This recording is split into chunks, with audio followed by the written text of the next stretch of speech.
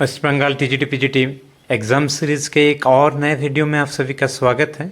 हम लोग vector topic पर डिस्कस कर रहे थे। तो देखिए, ये दो फार्मूला है, ये स्केलर प्रोडक्ट के बहुत सारे सवाल इस फार्मूला पे बेस्ड है, तो इसको समझना याद रखना बहुत ज़रूरी है। तो चलिए देखते हैं। हालांकि प्रीवियस क्लास में हमने डिस्कस किया था इसके बारे में थोड़ी बहुत, फिर से एक बार समझिए कि देखिए, ये कोई अगर वेक्टर है, मान लेते हैं ये आर वेक्टर है जो कि आई जे के से फ्री है, यानी कि ऐसा वेक्टर जिसमें आई जे के नहीं है।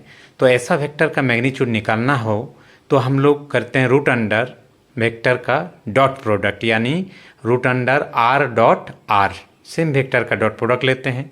और डॉट प्रोडक्ट करने का आप लोग जानते हैं नियम, जब ए से ए का डॉट प्रोडक्ट करेंगे तो ए स्क्वायर, उसी प्रकार बी से बी का बी स्क्वायर और सी से सी का सी स्क्वायर, उसी प्रकार two A dot B, B dot C और सी डॉट ए होगा, क्योंकि ए डॉट बी और एक बार आएगा बी डॉट ए, यानी कि वेक्टर का डॉट प्रोडक्ट में ए डॉट बी और बी डॉट ए एक ही होता है, इसीलिए टू टाइम्स हुआ, इसलिए टू क्या हो गया, बाहर हो गया। उसी प्रकार बी डॉट सी और सी डॉट बी, ये दोनों भी सेम ही है, दो बार आने के कारण टू बाहर हुआ।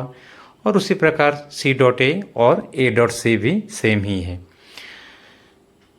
यानी कि डॉट प्रोडक्ट हम लोग जानते हैं कि कम्यूटेटिव होता है। अब सेकेंड फार्मूला जो है, देखिए उसी का ही थोड़ा सा एडवांस फार्मूला है। इसमें और इसमें अंतर क्या है, उसमें ए बी सी जो वेक्टर था उसका कोएफिशिएंट 1 था, यहाँ पे और कोएफिशिएंट एक्स वाई जेड, जहाँ पे एक्स वाई जेड क्या है, कोई स्केलर है। तो अगर ऐसा रहेगा तो सेम प्रोसेस चलेगा, वेक्टर को वेक्टर से डॉट प्रोडक्ट कराएंगे। हालांकि दो स्केलर के बीच में मल्टीप्लिकेशन होता है तो एक्स और एक्स मल्टीप्लिकेशन होगा, एक्स स्क्वायर होगा।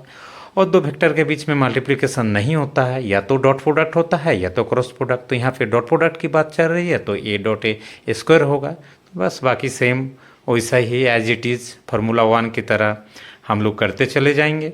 तो ये दो फार्मूला जो है आप लोग स्क्रीनशॉट ले लीजिए, काफ़ी इंपॉर्टेंट फार्मूला है।